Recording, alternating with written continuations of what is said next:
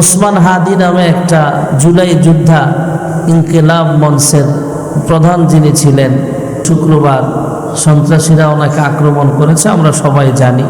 গত রাত্রে আমার প্রোগ্রাম ছিল নারায়ণগঞ্জে, সোনারগাঁ এলাকা। বয়ানের মাঝখানে হঠাৎ করে খবর আসলো এমন এমন ঘটনা, মারা গেছে সিঙ্গাপুরে। পরে পুরা বাংলাদেশে যেখানে যেখানে ওয়াজ মাহফিলে অথবা ফজরের নামাজে সবাই দোয়া করেছেন তার জন্য। জুলাই আন্দোলনে 2024-এর জুলাই আন্দোলনে আবু সাঈদ মুগ্ধের জন্য যেমন দোয়া করছে, কোনো অংশে কম না।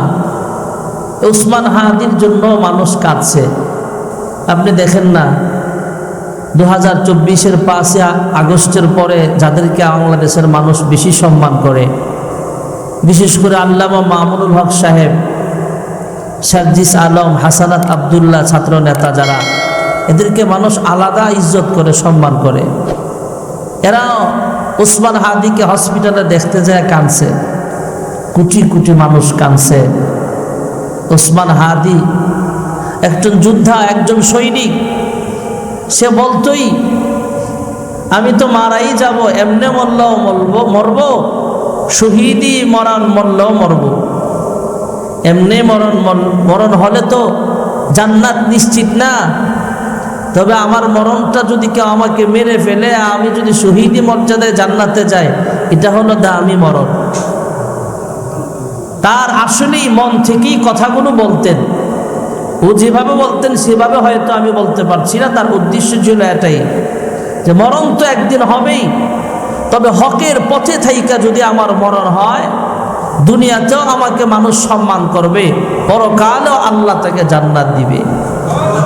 তা আমরা ওসমান হাদির জন্য দোয়া করতে পারি, আল্লাহ যেন আবু সাঈদ মুগ্ধ সহ আমাদের বাংলাদেশে 2013 সালে শাপলা চত্বরেও যারা শহীদ হয়েছিল, এমন যারা দেশের জন্য, দ্বীনের জন্য ইখলাসের সাথে শহীদ হয়েছে, ওসমান হাদিকেও আল্লাহ তাদের সাথে জান্নাতের উঁচু মাকাম দান করেন, সকলে বলে আমিন। তবে ওনার ইন্তেকালের পরে পুরা ঢাকা শহর অচলের মতো হয়ে গিয়েছিল গত রাত্রে। আমার মনে হয় এই রোডেও আমি ম্যাপে দেখলাম, গুগল ম্যাপে, মোটামুটি এই চট্টগ্রাম থেকে ঢাকা ঢুকতে শনিয়াখড়া, রায়েরবাগ, সাইনবোর্ড পার হয়ে মোটামুটি সানারপাড় পার হয়ে চলে গেছিল জ্যাম, এত জ্যাম লাগছিল রোডে। শেষ রাত্রে যায় এই রাস্তাগুলো ক্লিয়ার করেছে। তো যারাই ওসমান হাদির পক্ষে সুকাহত, এরা আবার বেশি, সব দিকে বেশি কোনো কিছু ভালো না। আমরা তার জন্য দোয়া করব এবং যারা তাদেরকে হত্যা করেছে, তাকে হত্যা করেছে, এদের বিচার করার চেষ্টা করব। তবে একজনের খুনের বিচার চাইতে যায় যেন আরেকজনের ক্ষতি না হয়, আরেকজন মানুষ যাতে খুন না হয়, আরেকজনের গাড়ি যাতে আমরা না জ্বালাই। বিভিন্ন মহল, বিভিন্ন কুচক্র মহল আছে, গাড়ি জ্বালায় দিবে, আছে না কিছু দুষ্ট লোক, এগুলা থেকে আমরা সতর্ক থাকি। আল্লাহ তাআলা যেন ওসমান হাদিকে যারা হত্যা করেছে এদের বিচার আমাদের এই বাংলার জমিনে আইনা এদেরকে বিচারের আওতায় আনতে পারি, আল্লাহ যেন তৌফিক দেয়, সকলে বলে আমিন। লা ইলাহা ইল্লাল্লাহ, লা ইলাহা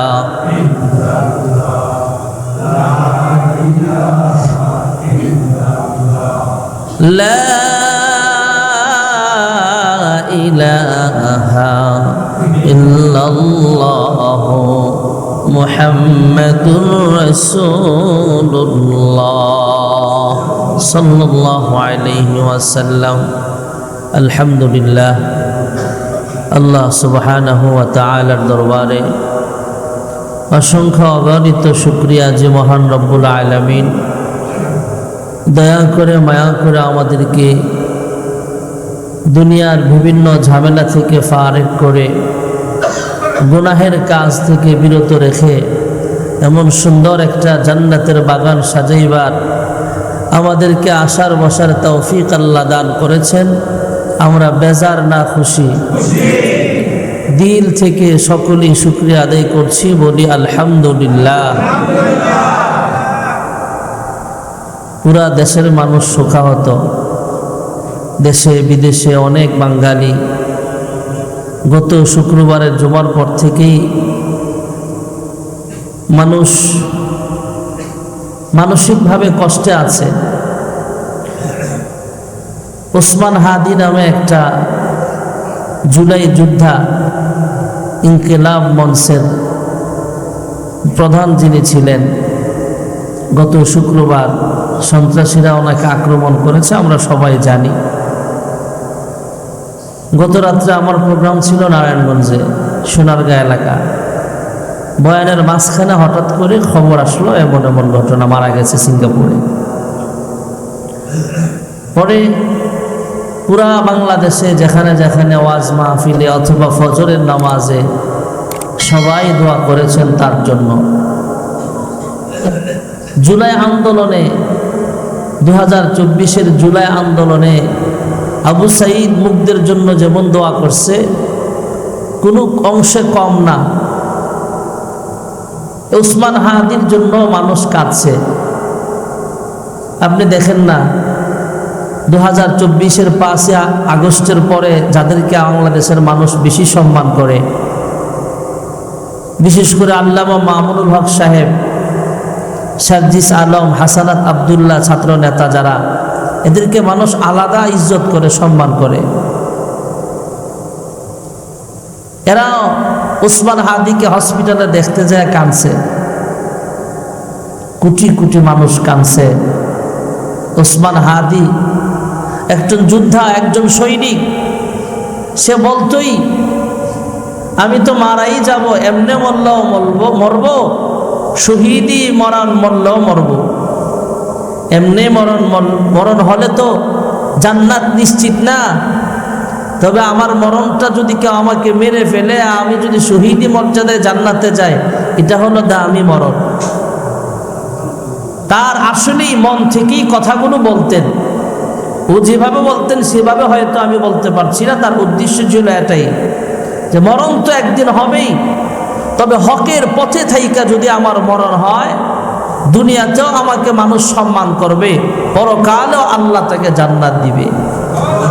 তা আমরা ওসমান হাদির জন্য দোয়া করতে পারি, আল্লাহ যেন আবু সাঈদ মুগ্ধ সহ আমাদের বাংলাদেশে 2013 সালে শাপলা চত্বরেও যারা শহীদ হয়েছিল, এমন যারা দেশের জন্য দ্বীনের জন্য ইখলাসের সাথে শহীদ হয়েছে, ওসমান হাদিকেও আল্লাহ তাদের সাথে জান্নাতের উঁচু মাকাম দান করেন, সকলে বলে আমিন। তবে ওনার ইন্তেকালের পরে পুরা ঢাকা শহর অচলের মতো হয়ে গিয়েছিল গত রাত্রে। আমার মনে হয় এই রোডেও আমি ম্যাপে দেখলাম, গুগল ম্যাপে, মোটামুটি এই চট্টগ্রাম থেকে ঢাকা ঢুকতে শনিয়াখড়া, রায়েরবাগ, সাইনবোর্ড পার হয়ে মোটামুটি সানারপাড় পার হয়ে চলে গেছিল জ্যাম, এত জ্যাম লাগছিল রোডে। শেষ রাত্রে যায় এই রাস্তাগুলো ক্লিয়ার করেছে। তো যারাই ওসমান হাদির পক্ষে শোকাহত, এরা আবার বেশি সব দিকে বেশি কোনো কিছু ভালো না। আমরা তার জন্য দোয়া করব এবং যারা তাদেরকে হত্যা করেছে, তাকে হত্যা করেছে, এদের বিচার করার চেষ্টা করব। তবে একজনের খুনের বিচার চাইতে যায় যেন আরেকজনের ক্ষতি না হয়, আরেকজন মানুষ যাতে খুন না হয়, আরেকজনের গাড়ি যাতে আমরা না জ্বালাই। বিভিন্ন মহল, বিভিন্ন কুচক্র মহল আছে, গাড়ি জ্বালায় দিবে, আছে না কিছু দুষ্ট লোক, এগুলা থেকে আমরা সতর্ক থাকি। আল্লাহ তাআলা যেন ওসমান হাদিকে যারা হত্যা করেছে এদের বিচার আমাদের এই বাংলার জমিনে আইনা এদেরকে বিচারের আওতায় আনতে পারি, আল্লাহ যেন তৌফিক দেয়, সকলে বলে আমিন। আল্লাহ রাব্বুল আলামিন সূরাতুল ফাতিহা নাযিল করেছেন। সূরাতুল ফাতিহাটা আমাদের জন্য হাদিয়া। এই সূরার প্রথম আয়াত আর দ্বিতীয় আয়াত নিয়ে আলোচনা করতেছিলাম। এক এক আয়াত নিয়ে এক এক জমায় আলোচনা করলে কয়েক মাস চলে যাবে। আমি এত লম্বা সূরা সময় নেব না, আরও 1-2 জমার ভিতরে শেষ করে ফেলবো। শেষ করব বলতে আমি আলোচনা শেষ করব, কিন্তু সূরা ফাতিহার আলোচনা তো আর শেষ করা সম্ভব না। সূরাতুল ফাতিহার প্রথম আয়াত আলহামদুলিল্লাহি রাব্বিল আলামিন। এই জুমায় যে আলোচনা হবে সেটা হলো সূরাতুল ফাতিহার দ্বিতীয় আয়াত, যদি সম্ভব হয় তৃতীয় আয়াত। দ্বিতীয় এবং তৃতীয় আয়াতটাও আল্লাহ তাআলার সিফাত। দ্বিতীয় আয়াতের প্রথম সিফাতটা হলো আর রহমান, দ্বিতীয় আয়াতের পরের সিফাতটা হলো আর রহিম। সূরাতুল ফাতিহার ৩ নম্বর আয়াতে আল্লাহর গুণগান হইল মালিক ইয়াউমিদ্দিন। সূরাতুল ফাতিহার দ্বিতীয় আয়াতে আল্লাহ তাআলার যে সিফাত আছে, দুইটা সিফাতি নাম আর রহমান আর রহিম, এই দুইটা নাম বিসমিল্লাহের ভিতরেও আছে। বিসমিল্লাহির রহমানির রহিম, এখানেও আর রহমান আর রহিম আছে। সূরাতুর রহমানের আমরা যখন বিসমিল্লাহর অর্থ তুলি তখন আমরা বলি পরম করুণাময় দয়ালু আল্লাহর নামে শুরু করিতেছি, এভাবে আমরা বাংলায় অর্থটা তুলি। অথবা রহমান রহিম নামের শুরু করিলাম, অথবা আল্লাহর নামে শুরু করে দিছি। আর রহমান আর রহিম দুটোটার নামই পরম করুণাময়, দুটোটার অর্থই আল্লাহ অতি দয়ালু। আল্লাহর চাইতে দয়ালু দয়াবান আর কেউ নাই। আল্লাহ সবচাইতে দয়াবান, আল্লাহ আল্লাহ দয়ালু। আল্লাহ তাআলা দয়ালু, পরম করুণাময়। আর রহমান অর্থ পরম করুণাময়, আর আর রহিম অর্থ পরম করুণাময়। দুটোটার অর্থই দয়ালু। এখন আমাদের মনে প্রশ্ন জাগতে পারে, দুটোটার অর্থ যদি, দুটোটা সিফাতের অর্থ যদি দয়াবান হয়, পরম করুণাময় হয়, তাহলে দুইটা শব্দ ব্যবহার না করে একটা করলেই তো ছিল। আমরা কেউ যদি একই বস্তুর দুইটা নাম একসাথে একই সময়ে ব্যবহার করি তাহলে আমরা তাকে বলি যে একটু বেশি বলে ফেলছে, প্রয়োজন হয় না। আমরা যখন মনে করেন ফ্যান চলবে, আপনি যদি বলেন এই ফ্যানের পাখার সুইচটা দেন, তাহলে আমরা ভালো করবো না ছাগল করবো? আরে ফ্যান যেটারে কয় এটারে তো পাখাও কয়। একটা বলো যে ভাই পাংখাটা ছেড়ে দেন, নাহলে বলেন ভাই ফ্যানটা ছেড়ে দেন, ভাই ফ্যান পাংখার সুইচটা দেন। এটা তো ছাগল করবো আমরা, মানে এর অন্য মানসিকতা নিয়ে তার দিকে আমরা তাকাবো। যে ফ্যান যারে বলে পাখা তো তারই বলে, একটা বললেই তো হয়, দুটা বলা লাগবে কেন? এমন শব্দ আরো অনেক আছে। দিন, রাত্র আর দিন। রাতের আরেকটা শব্দ আছে নিশি। আমরা যদি বলি রাত নিশি, দুটো একসাথে বলি না, হয়তো রাত বলি অথবা নিশি বলি। দিন, এটারও আরেকটা শব্দ আছে দিবা, আরো শব্দ আছে। চন্দ্র, সূর্য, সূর্যের আরেকটা শব্দ আছে রবি। আমরা একসাথে দুটা শব্দ ইউজ করি না। আমি যেখানে বসলাম এটা ইংরেজিতে বলা হয় চেয়ার, বাংলায় বলে কেদারা। এখন বিয়ার অনুষ্ঠানে গেছেন, পাত্রী দেখতে গেছেন আর কি, এখন পাত্রীপক্ষের একজনে ডাক দিছে, এই কই রে পোলাপান, চেয়ার কে দাঁড়ালো? যদি এটা যারা বিয়ে দেখতে গেছে এরা শোনে, তাইলে এই কারণেও এই বাড়িতে সম্বন্ধ না করার সম্ভাবনা আছে। যার এটা কি মানুষ, চেয়ার কেদারা দাও, একসাথে কইল কেন? হয়তো কেদারা বলো অথবা চেয়ার বলো, অসুবিধা নাই। তেমনি আল্লাহ রাব্বুল আলামিন আর রহমান আর রহিম দুটা শব্দের অর্থ যদি একই হয় তাহলে পাশাপাশি আনলেন কেন? যদিও আর রহমান অর্থ দয়ালু, পরম করুণাময়, দয়ালু, আর রহিম অর্থ দয়ালু, তবে দুটার মর্ম আকাশ পাতাল ব্যবধান। আর রহমান এই সিফাতের বরকতে আল্লাহ তাআলা দুনিয়াতে বেঈমানকেও খাওয়ায়, মুশরিককেও খাওয়ায়, নাস্তিককেও আল্লাহ খাওয়ায়, মুসলমানদেরকে তো আল্লাহ খাওয়াবেই। শুধু আর রহমান এই দয়ালু এই কারণে, যদি আল্লাহ আর রহমান না হয়া শুধু আর রহিম হতেন, একটা বেঈমানকেও আল্লাহ এক গ্লাস পানি দিতেন না। আর রহমান দয়ালু, তবে এমন দয়াবান যিনি একটা বস্তু বানানোর আগে থেকেই মোহাব্বত করে বানান।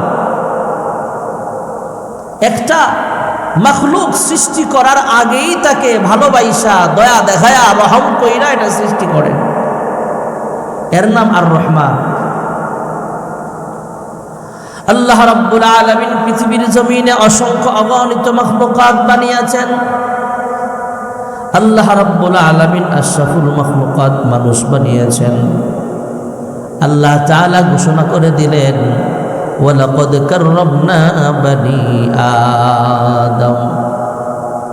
আল্লাহ রাব্বুল আলামিন ঘোষণা করে দিলেন, আমি আল্লাহ তাআলা 18,000 তথা অসংখ্য অগণিত মাখলুকাত বানাইলাম। এর চাইতে সবচেয়ে সম্মানিত আমি আল্লাহ বনি আদমকে করলাম। জোরে করুন সুবহানাল্লাহ। বনি আদম, এ মানুষ আশরাফুল মাখলুকাত। সৃষ্টির শুরুতে আল্লাহ দয়া দেখায়া, রহমান তো আল্লাহ যিনি সৃষ্টির আগে থেকেই দয়া কইরা, মায়া কইরা, পরম করুণা কইরা আল্লাহ সৃষ্টি করেছেন। এর নাম রহমান। সুবহানাল্লাহ। আর রহিম সৃষ্টির পরে যাকে দয়া করা হয়। একটা বস্তু উজুদ হয়েছে, মোবাইল আবিষ্কার হয়েছে, আবিষ্কার করার পরে এটা আমরা চালায় দেখছি না, এটা উপকার, তখন মোবাইলের প্রতি আলাদা আমরা মহাব্বত। পিতামাতা সন্তানকে, সন্তানের জন্ম হয়েছে আজকে, এই সন্তানকে 10 বছর আগে থেকে ভালোবাসে না। 10 বছর আগে তো সন্তানই আসে নাই দুনিয়াতে। 1 বছর আগে থেকেও ভালোবাসে না। 1 বছর আগে তো সেই সন্তানটা মায়ের পেটে আসে নাই। মায়ের পেটে আসলে, হ্যাঁ পেটে আছে, কিন্তু জন্মগ্রহণ করার পরে বাচ্চার কান্নার আওয়াজটা যখন মায়ের কানে যায়, মোহাব্বত বেড়ে যায়। এই বাচ্চা, সন্তান, ছেলে মেয়ে যখন বড় হয়ে আব্বা আম্মা ডাকে, ভালোবাসা আরো বাড়ে। এটা রহিম। আর যিনি মায়ের পেটে আসার আগেই রূহের জগতে আল্লাহ তাআলা আমাদেরকে মোহাব্বত করে বানায় রাখছেন, তিনি রহমান। আমরা রহমান না। আর রহিম বলা হয় সৃষ্টির পরে থেকে মোহাব্বত। এই জন্য রাসূলুল্লাহ সাল্লাল্লাহু আলাইহি ওয়াসাল্লামের একটা সিফাত আছে আর রহিম। আল্লাহর সিফাত আর রহিম, রাসূলের ব্যাপারও আর রহিম শব্দটা আছে, একটা সিফতি নাম আছে, আর রহমান নাই। কারণ উম্মত হওয়ার পরে, নবুয়ত পাওয়ার পরে আল্লাহর রাসূল সাল্লাল্লাহু আলাইহি ওয়াসাল্লাম আমাদেরকে মোহাব্বত করেন উম্মত হিসাবে। কিন্তু আমার আল্লাহ আদম পৃথিবীতে পাঠাইবার আগে থেকেই আমাদেরকে মোহাব্বত করেন। এই জন্য আল্লাহ রহমান। কিছু শব্দ আছে যেমন আমরা তিলাওয়াত করি, আলহামদুলিল্লাহি রাব্বিল আলামিন, এটা আল্লাহর সিফাত। রহমত শব্দটা আল্লাহ তাআলা রাসূলের ক্ষেত্রেও ব্যবহার করেছেন, ওয়ামা আরসালনাকা ইল্লা রাহমাতাল লিল আলামিন। আল্লাহ তাআলা সৃষ্টির আগে থেকেই যিনি মোহাব্বত করেন তিনি রহমান, আর সৃষ্টির পরে যিনি মোহাব্বত করেন, আর সৃষ্টির পরে মানুষ আর রহিমের সিফত নিয়ে যাদেরকে মোহাব্বত করে, এটা সীমিত, এই মোহাব্বতটা সীমিত। একজন পিতা মাতা পৃথিবীর সব পিতামাতার সন্তানকে সে মহাব্বত করে না, আমি আমার সন্তানকে মহাব্বত করি। সীমিত। আপনি আপনার ছেলে মেয়েকে মহাব্বত করেন, এটা সীমিত মহাব্বতটা। একটা জায়গায় বাধা যে আমার ছেলে আমার মেয়ে। কোথাও কেউ যদি আমার সন্তানকে মার দেয় তখন বলি, কিরে তোর এত বড় সাহস, আমার ছেলেকে মারলে? আমার ছেলে। অথচ কত মানুষকে কত মানুষ মারতেছে, কিচ্ছু কর না। আপনার ছেলের উপর আঘাত আসলে কি বলেন, আমার ছেলেরে মারতে পারলেন? এটা ভালোবাসাটা সীমাবদ্ধতা আছে। আর রহিম যেই সিফাত, এই ভালোবাসা, এই দয়ার সীমাবদ্ধতা আছে।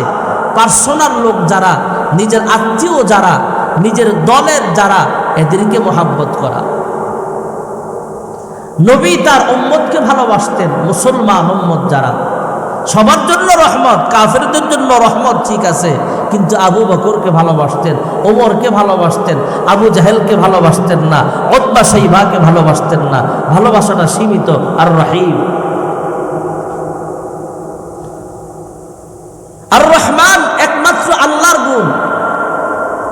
আর আল্লাহ তাআলা আর রহিমও সৃষ্টির আগেও আমাদেরকে ভালোবাসতেন, সৃষ্টির পরও আমার আল্লাহ আর রহিম এখনো ভালোবাসেন। সুবহানাল্লাহ।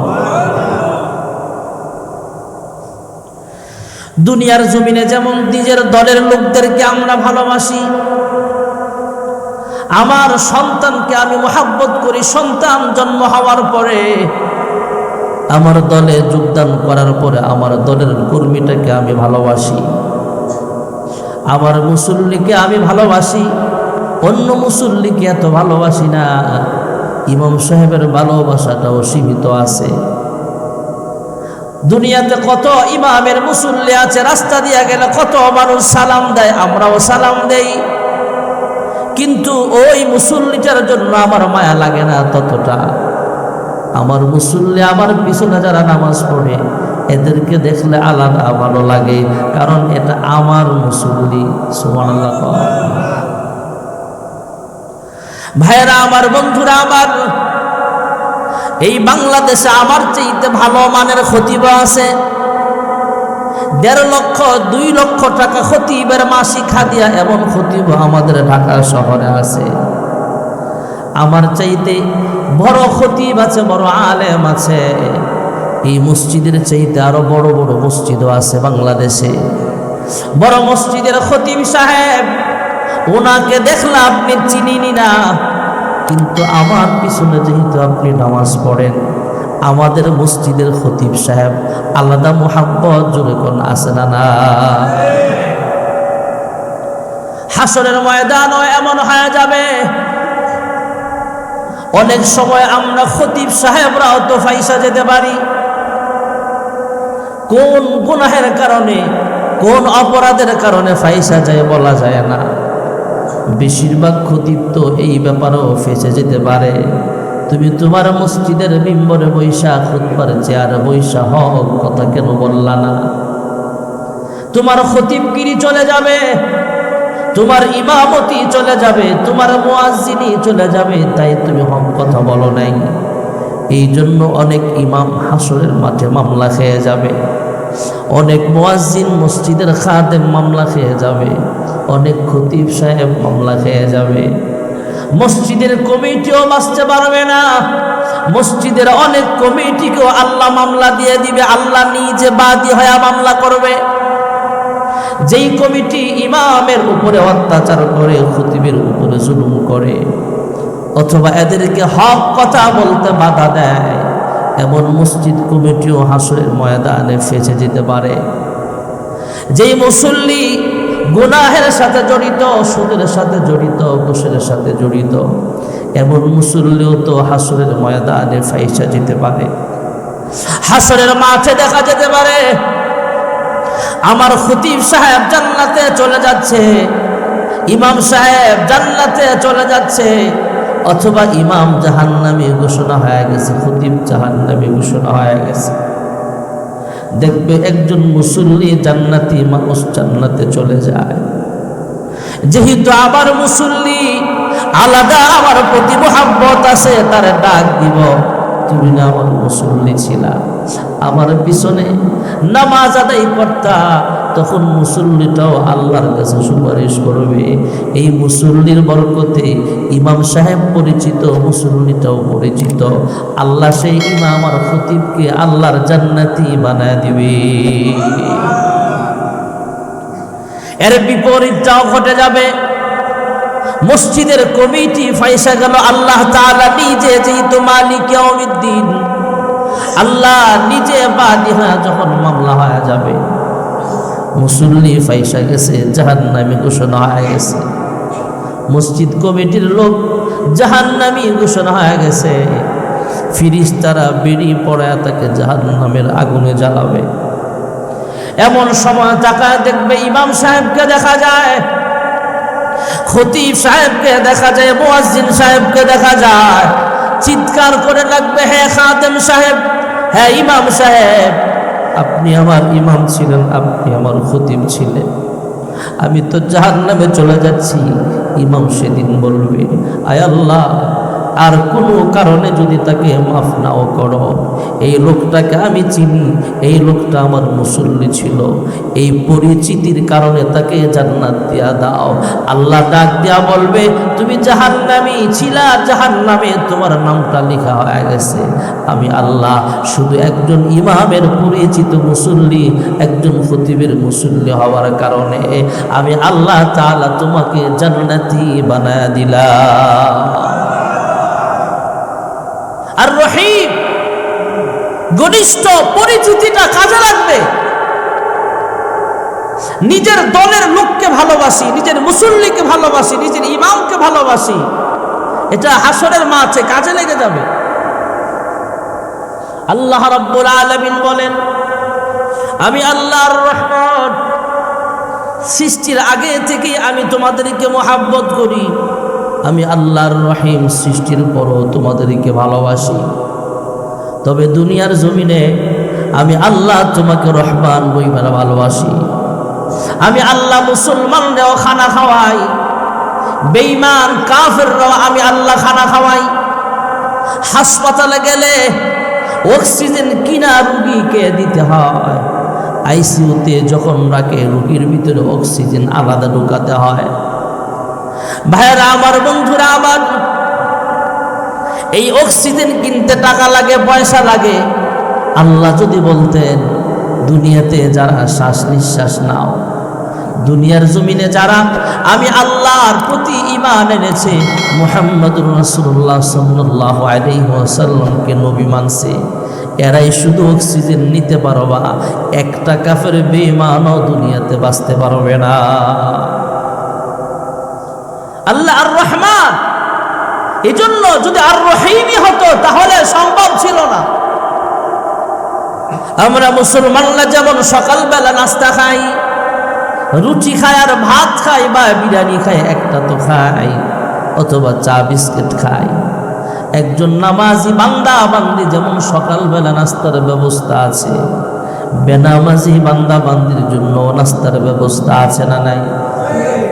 শুধু মুসলমান নয়, খ্রিস্টান, বৌদ্ধ, হিন্দু, ইহুদি, নাসারা, বেঈমান, কাফের যারা আল্লাহর কুদরতি পায় কখনো সিজদা দেয় না, আল্লাহকে রব হিসাবে স্বীকার করে না, আল্লাহ এক, ঈমান আনে না, এই বলিয়া যারা কালেমার প্রতি ঈমান নাই, নবীর প্রতি ঈমান নাই, সেই কাফের বেঈমানরাও নামাজি আল্লাহওয়ালা বান্দা বান্দিরা যেমন দুপুরবেলা খাবার খায়, বেঈমান কাফেররাও খায়। রাত্রে বেলায় যেমন আমরা খাবার খাই, বেঈমান কাফেররাও খায়। মুসলমান যেমন আল্লাহ তাআলার অক্সিজেন ব্যবহার করে, কাফের বেঈমানরাও অক্সিজেন ব্যবহার করে। দুনিয়াতে যেমন আমরা পানি পান করতে পারি, ওরাও পানি পান করতে পারে। ভিআইপি খানা যেমন আমাদের জন্য ব্যবস্থা আছে, কাফের বেঈমানদের জন্য ব্যবস্থা আছে। কারণ আমার আল্লাহ হলেন আর রহমান। সুবহানাল্লাহ। আমার আল্লাহ আর রহিম হিসাবে হাসরের মাঠে একটু কহার নাম ধারণ করে ফেলবেন। আল্লাহ সেদিন দয়ালু ঠিক আছে, কিন্তু আর রহিম হিসাবে সেদিন দয়ালু হবেন। পরম করুণাময় দয়ালু আর রহিম হিসাবে আল্লাহ পরকালে যেদিন হবেন, সেদিন কোনো কাফের বেঈমান সামনে দাঁড়াতে পারবে না। আল্লাহ রাব্বুল আলামিন বিচারকের আসনে বসবেন, আল্লাহ তাআলা হয়ে যাবেন বিচারক। আল্লাহ তাআলার সামনে দাঁড়ায়া কোনো মাতব্বর কথা বলার সময় পাবে না। দুনিয়ার কোনো বড় রাজা বাদশা কথা বলার সাহস পাবে না। আল্লাহ তাআলার সামনে দাঁড়ায়া কোনো বেঈমান কাফের সাইড পাবে না। আল্লাহ যেদিন বিচারক হবেন, আল্লাহ কিন্তু সেদিন সেই বিচার দিবসের মালিক হবেন। কারণ আমার আল্লাহ সূরাতুল ফাতিহার 3 নম্বর আয়াতে জানায়া দিয়েছেন, মালিক ইয়াউমিদ্দিন, আমি আল্লাহ বিচার দিবসের মালিক। জোরে কোন সুবহানাল্লাহ। আর রহমান হিসাবে আল্লাহ আমাদেরকেও খাওয়ায়, বেঈমানকেও খাওয়ায়। আর রহিম এমন একটা গুণ, যে গুণের ভিতরে বেঈমানরা খাবার পাবে না, মুসলমানরা পরম করুণাময় এই দয়ালু আল্লাহর দয়াটা পাবে। মুসলমানদেরকে আল্লাহ জান্নাত দিবেন, হৌরে গেলমান দিবেন। এই দুনিয়ার চাইতে 1000 গুণ বেশি মজায়, 1000 গুণ বেশি আরামের জায়গা। অসংখ্য অগণিত হুরপুরীরা আসবে, সেখানে যা চাইব তাই পাবো। আল্লাহ সেদিন আর রহিম হিসাবে দয়া দেখাবে শুধু মুসলমানদেরকে। সুবহানাল্লাহ। কোনো বেঈমানকে এক ফোঁটা পানিও আল্লাহ খাওয়াবেন। হাউজে কাউসারের পানি নবী তার চাচা আবু তালেব, যিনি দুনিয়াতে সবচাইতে বেশি ভালোবাসতেন আল্লাহর হাবিবকে, যদিও বেঈমান ছিলেন, এই তাকেও আল্লাহর নবী খাওয়ানোর সুযোগ পাবে না। কারণ যার জিব্বায় কালেমা নাই, ঈমান নাই, বেঈমান, কাফের, আল্লাহ আর রহিম আর রহমান সেদিন থাকবে না। দুনিয়াতে পায় কেন? আমার আল্লাহ আর রহমান। পরকালে এক ফোঁটা পানিও কোনো বেঈমান পাবে না, কারণ আমার আল্লাহ আর রহিম। তাহলে রহমান আর রহিমের ব্যবধান একটু হলেও বুঝাতে পারলাম। যিনি সৃষ্টির আগে থেকেই মহাব্বত করেন তিনি রহমান, যিনি বেঈমানকেও খাওয়ান তিনি রহমান, আর যিনি সৃষ্টির পরে আমরা যারা মহাব্বত করি এটা আর রহিম। নিজের পার্সোনাল, নিজের ছেলে, নিজের মুসল্লি, নিজের আত্মীয়, নিজের দলের লোককে আমরা ভালোবাসি, এটা দয়াবান, এটা আর রহিম। যেটা আল্লাহ হাসরের মাঠে দেখাবেন, কোনো বেঈমানের সাথে আল্লাহ ভালো আচরণ করবে না। কোন বেঈমানকে আল্লাহ হাউজে কাউসারের একটা ফোঁটা পানি খাওয়ার চান্স দিবে না। এই দুনিয়াতে মুসলমানদের চাইতে কাফের বেঈমানরা আরো আরামে থাকে। বেঈমান কাফেররা দুনিয়ার হাইসিয়তে আরো আরাম উপভোগ করে। আল্লাহ কয়, মুসলমান মন খারাপ করিস না, তোর জন্য জান্নাত আছে, তো জান্নাতে সব পাইবা। এরা তো জান্নাত না, এর লাগে দুনিয়াতে একটু সুখ দিয়ে রাখছি, সুখে থাক, অসুবিধা নেই। আল্লাহর রহমান, এই জন্য বেঈমান কাফেররা আল্লাহ সুখ দিছে। আল্লাহ রাব্বুল আলামিন মালিক ইয়াউমিদ্দিন, বিচার দিবসের মালিক। সুবহানাল্লাহ, জোরে বলেন। আল্লাহ তো বলতে বলতেন, আল কাজী শব্দটা ব্যবহার করতেন। আল কাজী অর্থ বিচারক। কাজী অর্থ কি? জোরে বলেন না। আমরা তো কাজী সাহেব মনে করি যে বিয়া পড়ায় শুধু করে না, কাজী সাহেব শুধু বিয়া পড়ানোর নাম না। কাজী শব্দটা, যদিও এটা আমাদের দেশের রসুম আঞ্চলিক কথা হয়ে গেছে, কিন্তু কাজী শব্দটা ব্যবহার হয় বিচারকের ক্ষেত্রে। যিনি বিচারক করবেন, এলাকার মামলাগুলো তিনি সলভ করবেন, বিবাহ শাদীও পড়াবেন, ওনাকে কাজী বলা হয়। কাজী শব্দটা আল্লাহ ব্যবহার করেন নাই। কাজী অর্থ বিচারক। আল্লাহ নিজের সিফাতটা মালিক ইয়াউমিদ্দিন, এই আয়াতের ভিতরে আল কাজী শব্দ নাই, আল্লাহ ব্যবহার করেছেন মালিক। আদ-দুনিয়া দারুল মিসাল। একটা এক্সাম্পল, উদাহরণ দিলে সুন্দরভাবে আপনারা বুঝবেন।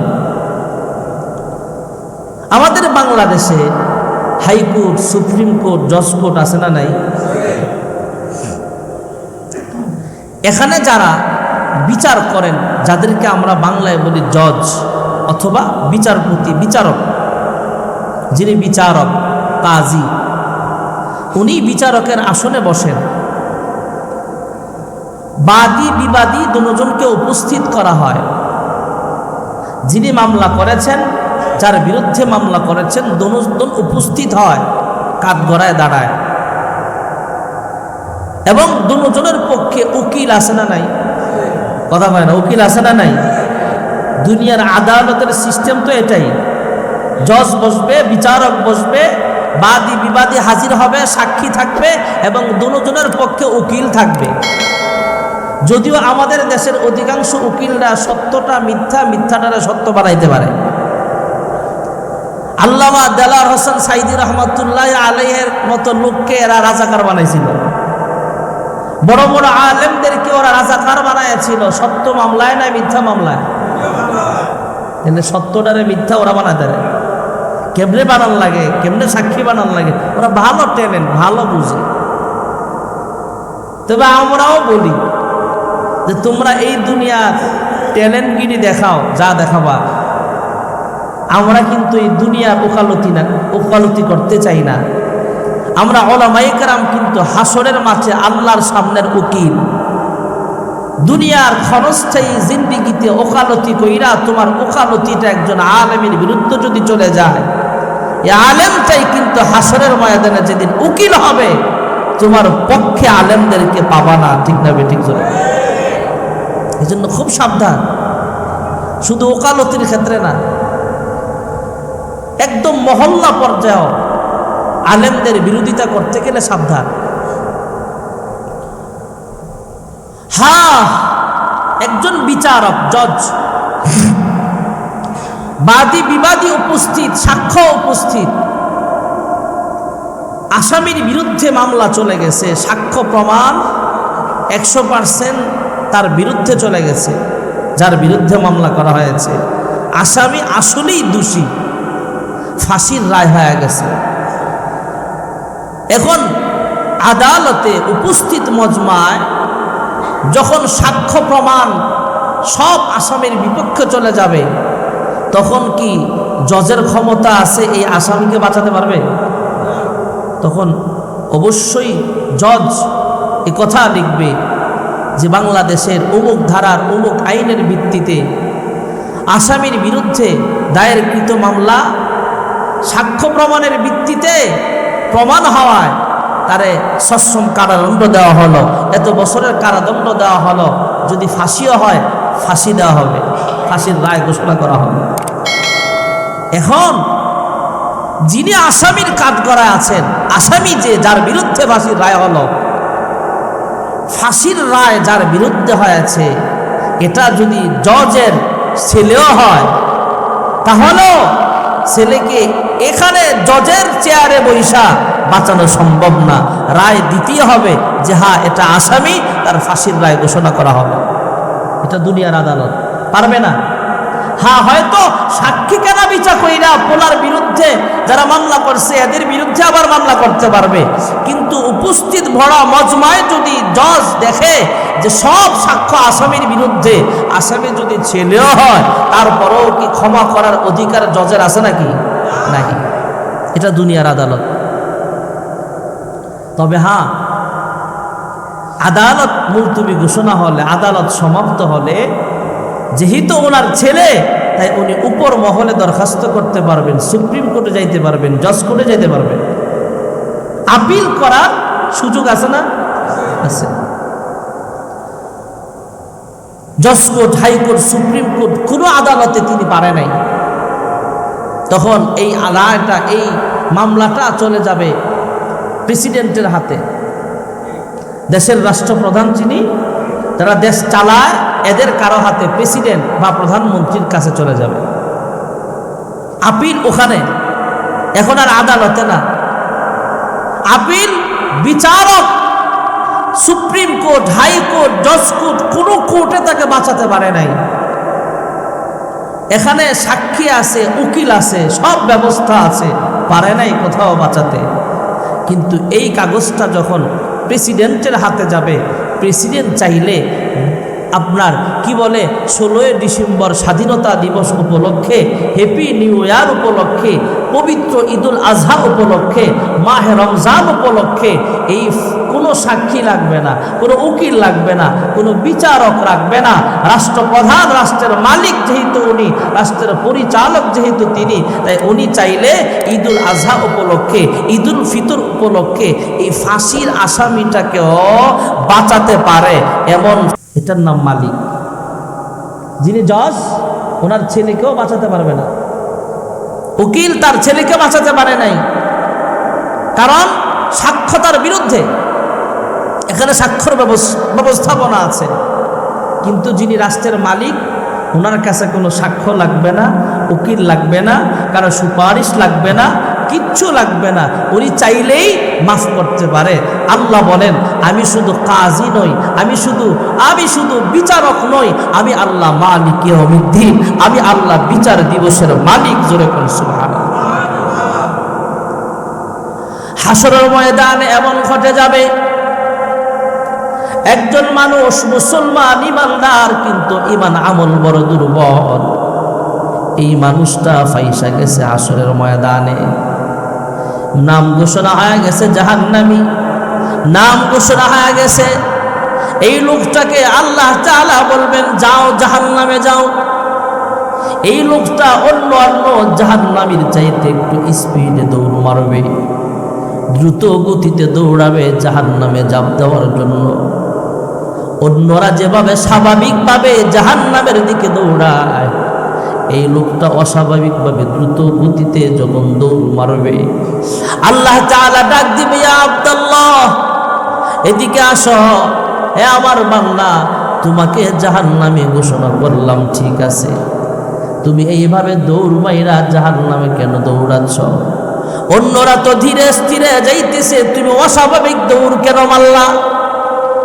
আল্লাহর বান্দা জাহান্নামী ডাক দিয়া বলবে, আল্লাহ, দুনিয়াতে নামাজ পড়তে পারি নাই, রোজা রাখতে পারি নাই, বিবি পর্দায় রাখতে পারি নাই, হজ করতে পারি নাই, তোমার কোন হুকুম মানতে পারি নাই, শয়তানের কুপ্রবঞ্চনায় পইড়া, এই জন্যই তো আমি জাহান্নামে যাচ্ছি।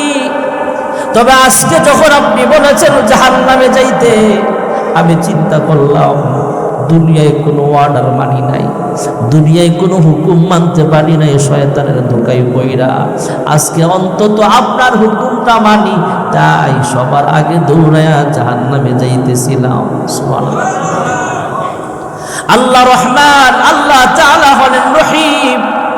মুমিনের জন্য আল্লাহর দয়া পরকালে বেশি হয়ে যাবে, কোনো কাফেরের জন্য এই মায়া আসবে না।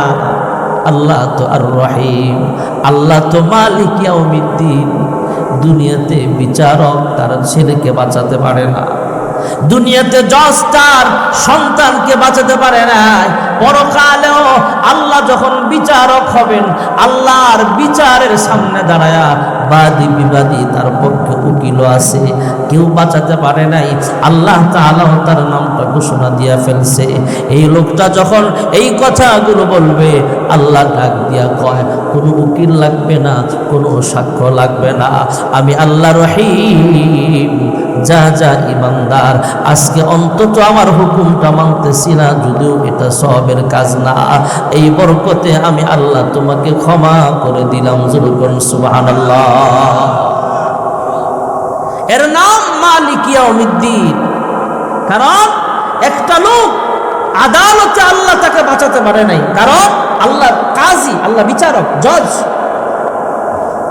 যখন বিচারকের আসনে বসে, তার ছেলেকেও বাঁচাতে পারে না, সে তো ইমানদার, আপন জন, আল্লাহ বাঁচাতে পারে নাই, কারণ সাক্ষ্য তার বিরুদ্ধে চলে গেছে।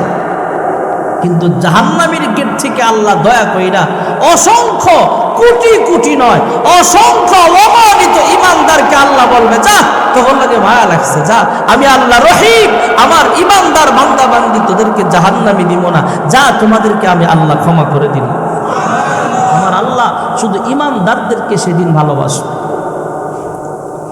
সংক্ষিপ্ত কথা বললাম ভাইয়েরা আমার।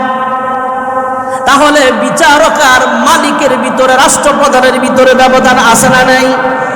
আল্লাহ মালিক ইয়াউমিদ্দিন, আল্লাহ তাআলা বিচার দিবসের মালিক, আল্লাহ তাআলা কিয়ামত দিবসের মালিক, আমার আল্লাহ হলেন আর রহমান আর রহিম। আল্লাহ তাআলা আর রহমান হিসাবে দুনিয়াতে বেঈমানদেরও খাওয়ায়, পরকালে আর রহিম হিসাবে বেঈমানকে আল্লাহ পছন্দ করবে না, বেঈমানকে এক ফোঁটা পানিও খাওয়াবে না। আমার আল্লাহ হলেন রব্বুল আলামিন, পৃথিবীর সব কিছুর পালনকর্তা। তাই আল্লাহ রব্বুল আলামিন মানুষকেও খাওয়ায়, জীবজন্তুকেও খাওয়ায়, কাফের বেঈমানকেও খাওয়ায়, সব কিছুর রব হলেন আমার আল্লাহ। যিনি রব্বুল আলামিন তিনি হলেন আল্লাহ, যে আল্লাহ আসমান বানিয়েছেন, জমিন বানিয়েছেন। আমার আপনার সব কিছুর দায়িত্ব যিনি গ্রহণ করেছেন, চন্দ্র সূর্যের মালিকও তিনি, সব কিছুর মালিক তিনি, রহমান তিনি, রহিম তিনি, মালিক ইয়াউমিদ্দিন তিনি, রব্বুল আলামিন তিনি হলেন আল্লাহ। সে আল্লাহর জন্যে আলহামদুলিল্লাহ, সমস্ত প্রশংসা যখন সুবহানাল্লাহ। ওয়া আখিরু দাওয়ানা আনিল হামদুলিল্লাহি রাব্বিল আলামিন। যারা সুন্নত পড়েন নাই কবলাল জুমা পড়ে নেন।